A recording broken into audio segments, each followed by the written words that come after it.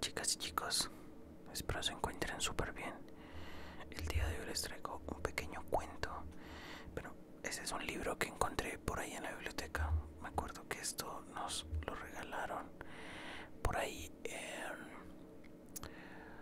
Esto fue en el año 2006. Bueno, eso fue en primaria. Era una... O sea, es un libro que viene de parte de la alcaldía. Y creo que son como 3 o 4 cuentos pequeños.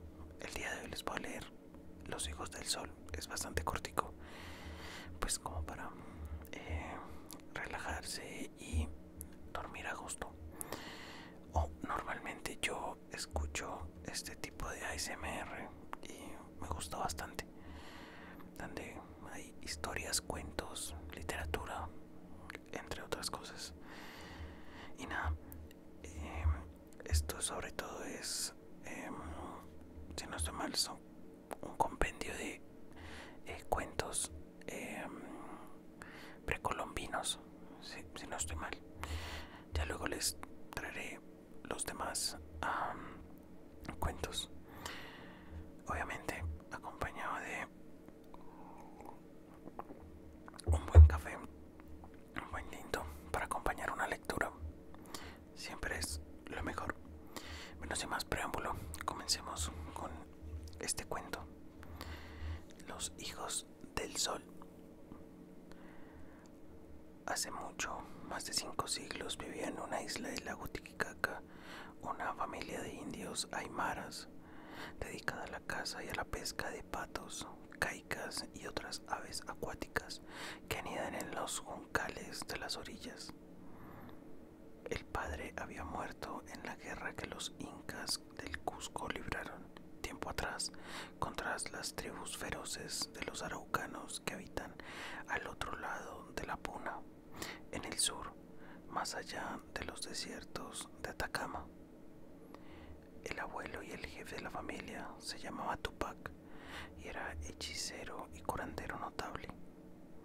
Todos los años, para la gran fiesta del imperio, el abuelo Tupac se embarcaba con su nuera, atravesaba el lago, llevaba a Juliaca en la ribera occidental, recogía la vela de Totora, amarraba la balsa a una estaca y echaba a pie a tierra. Cargaba su recua de llamas con las provisiones de boca y las esterillas de junco y los ponchos de colores que llevaba al mercado y se dirigía al Cusco.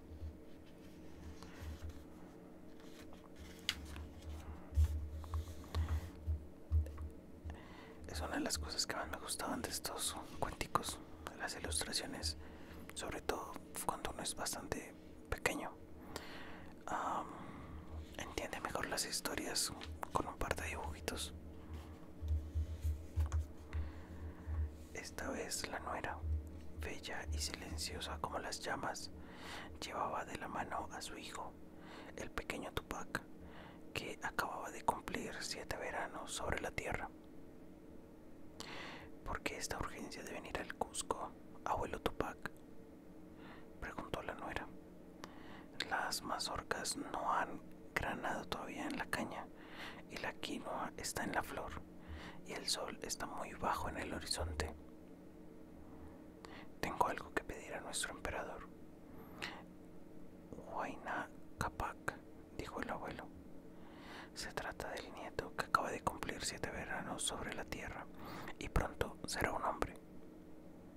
El camino descendía de Juliaca hacia el Cusco, bordeando el Vilcanota, que era el río sagrado de los incas. Flanqueando el estrecho valle se levantaban las altas barreras de montañas coronadas de nieve. De trecho en trecho, la mancha gris de un pueblo ensuciaba la verdura del valle. Sobre los farallones de la cordillera, vigilando el contorno, se veían las torres y murallas de alguna antigua fortaleza anterior a los incas. La nuera trotaba detrás del abuelo y con mucha destreza hilaba en su uso de palo lana de vicuña y de alpaca. Tejía un poncho de 1000 colores que luciría su hijo en las próximas fiestas. En la próxima fiesta, el abuelo, huraño y silencioso, rumiaba entre sus fuertes mandíbulas una masa de coca espolvoreada con cal. El pequeño Tupac, que lucía una montera de colores, conducía el rebaño de llamas que trotaban con su pequeña carga sobre el lomo. Al cabo de 2 días de viaje sobre las márgenes del río, llegaron a la estacada que rodea la ciudad imperial del Cusco. Sobre la alta serranía del norte divisaron la mole negra e imponente de este nombre es bastante complejo. Sacsayhuamán, la fortaleza que resguardaba las espaldas de la ciudad. El abuelo, la nuera, el pequeño Tupac y la recua de llamas cargadas con las provisiones de boca llegaron a la gran plaza que era el origen del mundo. Pasaron la noche en un tambo destinado a los viajeros y a los peregrinos que llegaban en las montañas de Quito, en la provincia septentrional del imperio, o de los arenales de Pachacamac, en la costa del mar.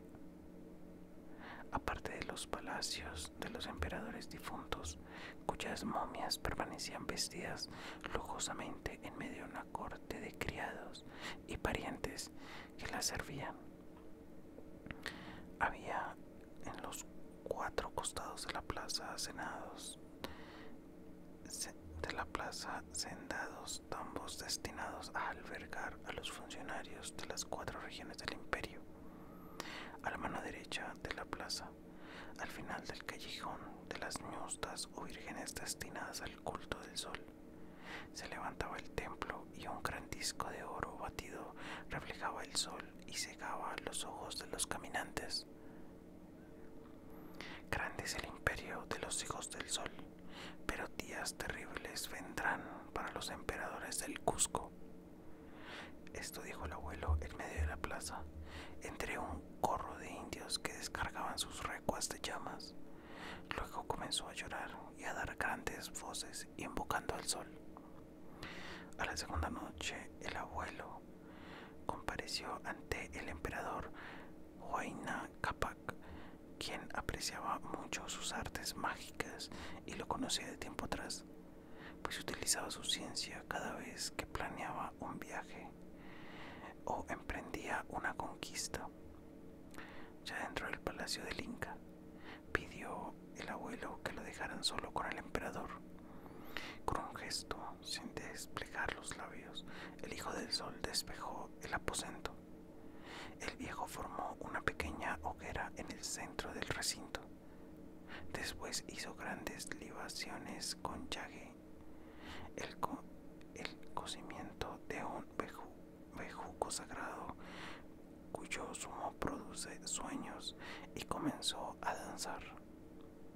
Cayó en tierra exhausto, echando espumarajos por la boca, y ante el gran Huayna Capac, que lo escuchaba con los ojos muy abiertos por la admiración y el espanto, el abuelo comenzó a contar su terrible secreto.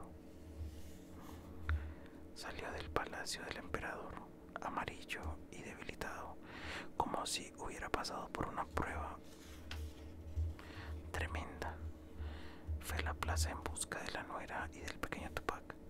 Tiró el cabestro de sus llamas y emprendió el camino de vuelta.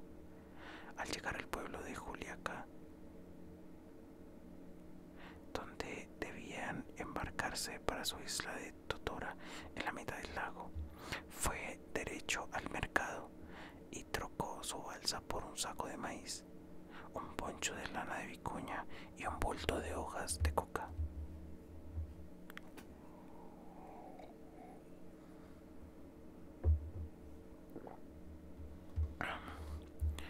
¿Nos vamos a la isla?, preguntó la nuera. Ya sopla el viento del Salcantay y a la medida la medianoche podemos llegar a la choza, agregó el niño. Huayna Capac, hijo del sol y padre de los hombres, ordenó que descendiéramos a la costa del mar y edificáramos nuestra choza en el pueblo de Tumbes. Como existía en el imperio la costumbre de trasladar masas de población de una provincia a otra, para asegurar por este medio la fidelidad de los súbditos y sofocar rebeliones y desórdenes, la nuera no se sorprendió mucho. ¿Acaso el emperador va a trasladar a los aymaras del lago a la costa del mar? Somos, pues, mitimaes. No es eso, respondió malhumorado el abuelo. No me preguntes más. La familia emprendió el largo viaje por los estrechos caminos del imperio, empedrados a veces y otras provistos de grandes escalones tallados en la tierra. Descendían de la Puna a la costa del mar y cruzaron áridos desiertos, peligrosas gargantas y valles estrechos flanqueados de volcanes. Tenían que salvar, colgados de cabullas que se bamboleaban sobre el abismo, los torrentes que bajaban de las montañas.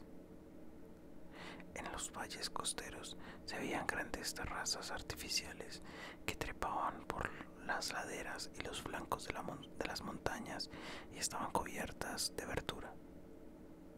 El camino tenía distancias regulares, tambos, dando acurrucados, mascando maíz tostado, esperando los yaquis o correos del imperio la llegada de sus relevos. Mediante este sistema de los yaquis, que a la manera de una cadena comunicaban la costa con la sierra, los correos del Inca eran tan rápidos que le permitían a este comer pescado fresco todos los días en el Cusco, que queda a muchos centenares de leguas de la costa sobre el Pacífico. El abuelo dijo: Huayna Capac, hijo del sol y padre de los hombres, me concedió el favor de que cuando llegue a hombre nuestro pequeño Tupac sea chasqui del imperio. Gran favor nos hace nuestro emperador Huayna Capac, dijo la nuera. Sin embargo, días terribles vendrán para los hijos del sol, y alguien salido de mi misma sangre, alguien a quien yo quiero mucho, será el instrumento de su destrucción, dijo el abuelo. Hizo un alto en el camino cuando bajaban al valle de Arequipa, donde se divisaban muchos pueblos y empalizadas y cultivos y huertos, y rebaños de llamas y vicuñas que pasían en los prados. Miró por última vez hacia atrás y hacia arriba, de donde había venido. No volverá mi vista a regalarse en las fuentes refulgentes del Salcantay, ni en las punas rojas que ondulan y se pierden en el horizonte, ni en los sembrados de quinoa y de maíz que tiñen de rojo y amarillo las colinas de Juliaca y de Puno. El ojo azul oscuro del lago donde nuestro padre el sol baña diariamente su rostro no volverá a mirarme. Eres fuerte, abuelo, y algún día volverás con el pequeño Tupac, tu nieto, que será para entonces chasqui del imperio.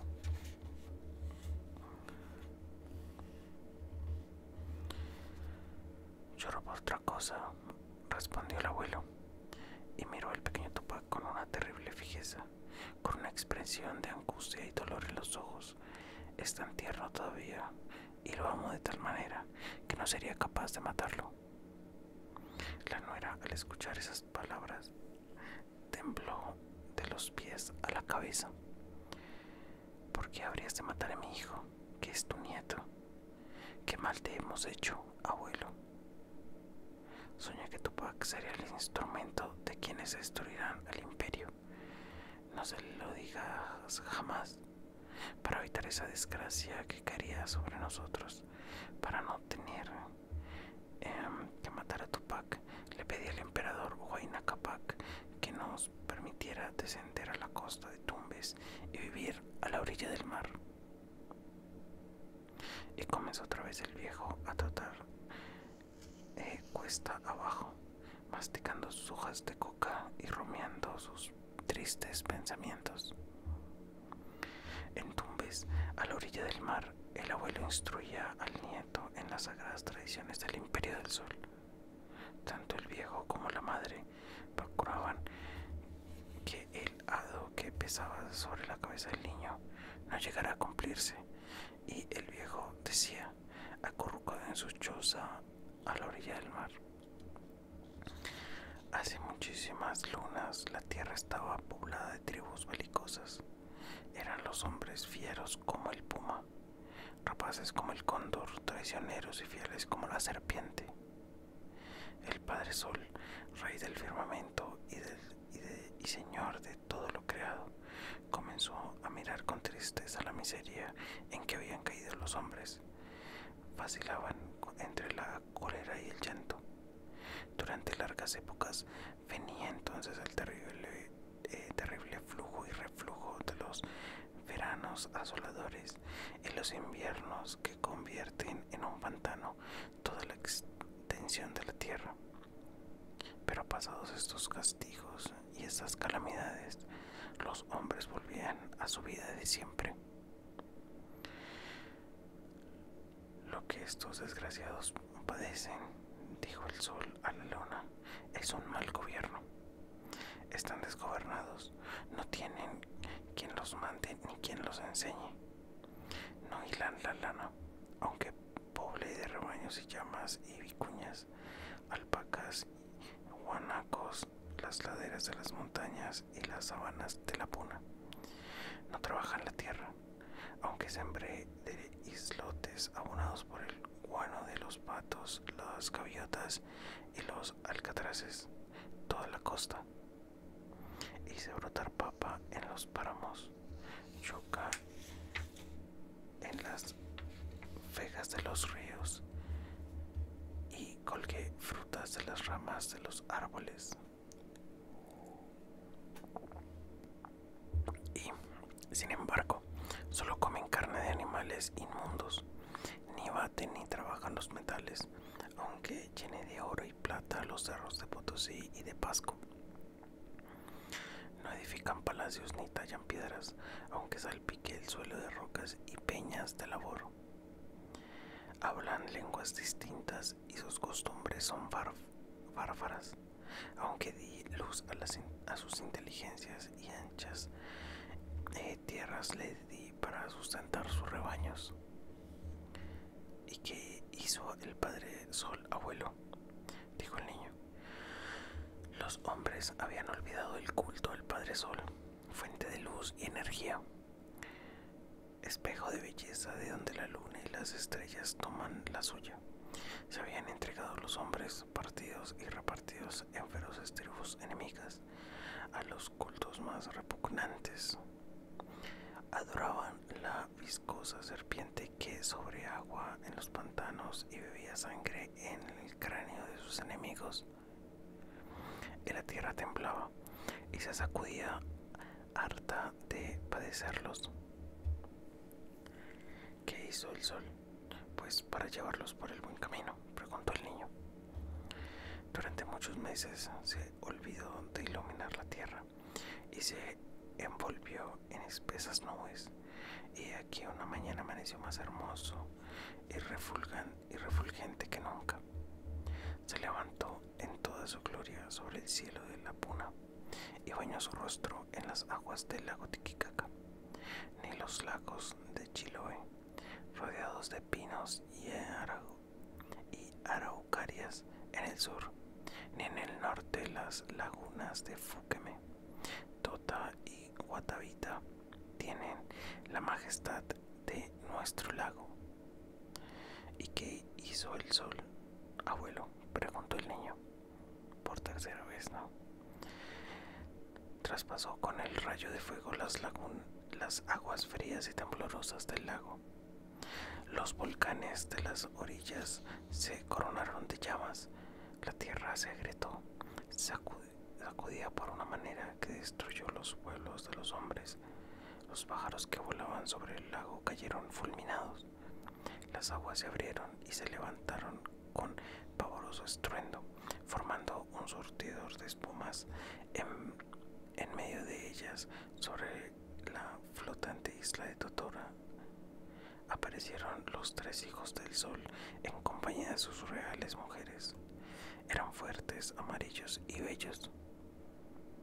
Calzaban hojotas o sandalias, vestían ponchos o ruanas de colores, tenían chullos o monteras tejidos en la lana de vicuña que les protegían las orejas, y se que estoy leyendo, por Dios, y se cubrían la cabeza con un sombrero redondo de anchas alas, rojo por debajo y por encima bordeado de oro y plata.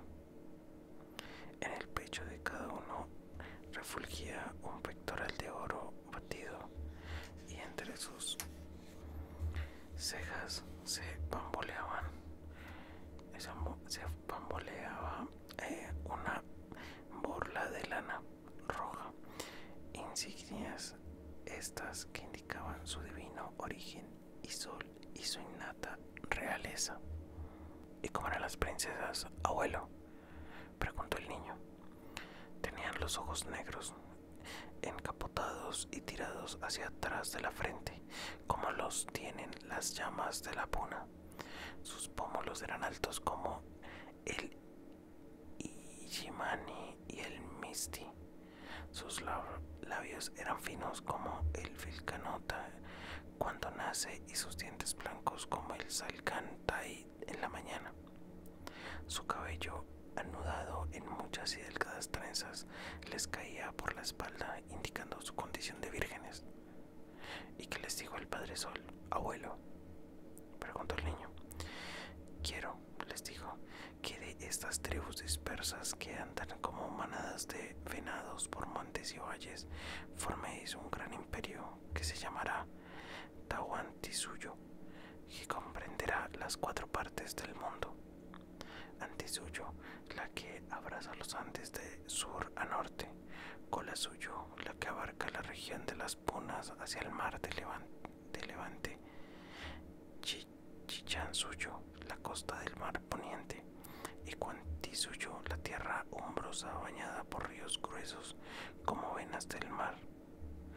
Luego les dio una vara de oro y dijo: donde esta vara se hunda en la tierra, fundaréis la capital del imperio. La llamaréis Cusco, que quiere decir ombligo, porque el Cusco será el ombligo del Tahuantinsuyo. Os llamaréis incas, hijos del sol. Enseñaréis a los hombres el arte de la guerra y de la conquista. Edificaréis con piedra, araréis con chuzos de madera, y batiréis los metales. Las princesas serán mujeres de los incas y se llamarán mamacunas. Hilarán la lana de vicuña y tejerán telas de colores. Cocerán los alimentos con fuego y adorarán el sol, a cuyo culto se dedicarán las más bellas, que se llamarán ñustas. Está bien, dijeron las tres reales parejas, y echaron a andar por el valle del Vilcanota, cuyas aguas ruedan hacia el levante. Pero los 3 incas andaban cavilosos. En el corazón de cada uno se agitaba la misma duda: ¿cómo haremos, siendo 3, para gobernar un imperio? Y por su lado, cada una de las princesas decía: ¿cómo podrá ser que 3 mujeres hermosas gobiernen la misma casa? Yo me pregunto lo mismo, dijo el niño. 2 de los príncipes se confabularon para labrar la ruina del tercero. Lo ataron de pies y manos y lo encerraron en una cueva. Taparon la entrada con un grueso peñasco. El príncipe cautivo, en sus esfuerzos por liberarse, sacudía tan fuerte la tierra que tembló temblores y terremotos asolaron toda la región de los Andes, y cada uno de los dos príncipes que quedaron dio en pensar por su cuenta: no somos muchos los dos incas para gobernar un imperio. Y cada una de las dos princesas decía para sí por qué a la otra la habían encerrado con el inca. Es posible que dos incas gobiernen un solo imperio, pero no que dos mujeres hermosas manejen una misma casa. Es claro como el agua del lago, dijo el niño. Entonces el menor de los príncipes, más astuto que el otro, propuso a su hermano que se adelantara de la comitiva para explorar el valle. No bien avanzó el mayor.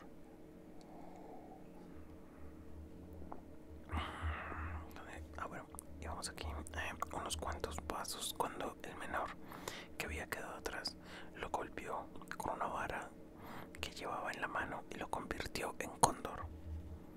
Quedó solo, pues, y libre de la competencia de sus hermanos. El menor de los príncipes, que se llamaba Manco Cápac, siguió andando río abajo con mamá Oclo, su mujer, y el pectoral resplandecía en su pecho como el sol, y sus cejas temblaban de orgullo la borla de la lana roja.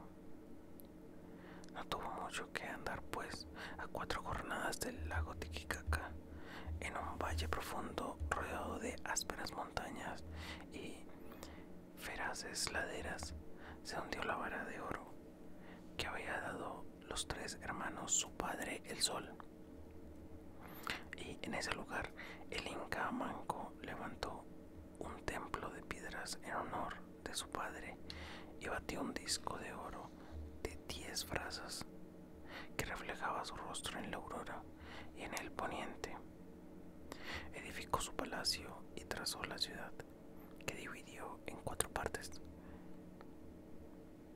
El viejo terminó diciendo: habrá un mortal tan destacado de las tierras de Chinchasuyo, o una aymara de la región del lago, o un colasuyo donde naciste tú, capaz de destruir el imperio que fundaron los hijos del sol. Imposible, abuelo, no puede haberlo, y si lo hubiera, yo lo mataría. Cuando muchos años después, Tupac se convirtió en un adolescente, fuerte y ágil como un leopardo, de tez bronceada como las arenas del mar y músculos duros y elásticos como bejucos de la sierra.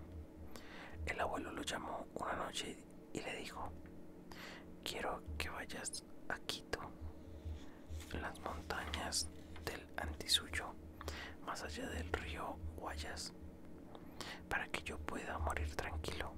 Tienes que prometerme que nunca saldrá de ti palabra que pueda causar la ruina de tu pueblo y la destrucción del imperio que construyó el Inca Manco. ¿Qué dices, abuelo? En la próxima fiesta del sol seré consagrado chasqui del imperio. ¿Qué voy a hacer aquí tú? Si mi deber está en el Cusco. Se trata de salvar el imperio de un gran peligro que lo amenaza. Entonces dijo Tupac: haré como dices. Soñé anoche que en Quito estaba muriendo nuestro emperador Huaycana Cápac, hijo del sol y padre de los hombres, y tendía los brazos hacia tumbas y me llamaba. Tendía los brazos hacia tumbes, corrección, y me llamaba. No le digas nada, abuelo, exclamó la nuera con espanto. Hace años, siendo tú un niño, dijo el abuelo, tuve otro sueño y fui al emperador a relatárselo. Reinaba Huayna Cápac en Cusco, y poco tiempo después emprendió un viaje a sus provincias del norte, a la ciudad de Quito. Huayna Cápac tenía en su corte del Cusco a su hijo, el príncipe Huáscar, que es el mayor y el legítimo sucesor del imperio.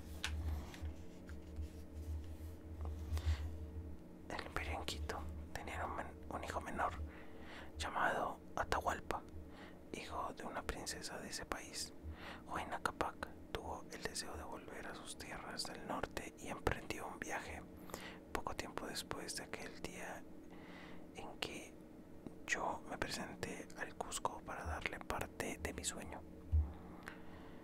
¿Qué había soñado, abuelo?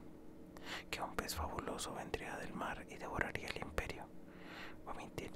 Vomitaría sobre la playa unos dioses pálidos y bárbaros de 4 patas que destruirán toda la tierra. Entonces la lanza de un hermano se revolvería contra la del otro, la de Atahualpa contra la de Huáscar, y correría mucha sangre en Tahuantinsuyo. Fue un mal sueño, Tupac, el abuelo de Lira, dijo la nuera. Quiero que vayas a Quito, puesto que el gran Huayna Capac me llama en sueños y yo también voy a morir, por lo cual no puedo obedecerle. Atahualpa, el peligro en que se encuentra el imperio. Le pedirás que desarme su brazo y no lo vuelva contra su hermano, el Huáscar, que es el legítimo sucesor del Inca Huayna. Le dirás unos dioses extraños que vendrán del mar, vomitados por un pez fabuloso, se abatirán sobre el imperio.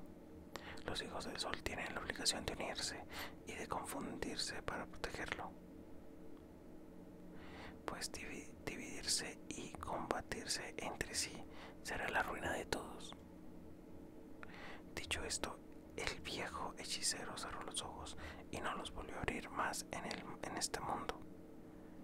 La nuera, madre de Tupac, con voz firme y serena, le dijo a su hijo: toma el arco que disparó tu padre cuando murió combatiendo contra los araucanos. Cúbrete con el poncho que te dejó tu abuelo.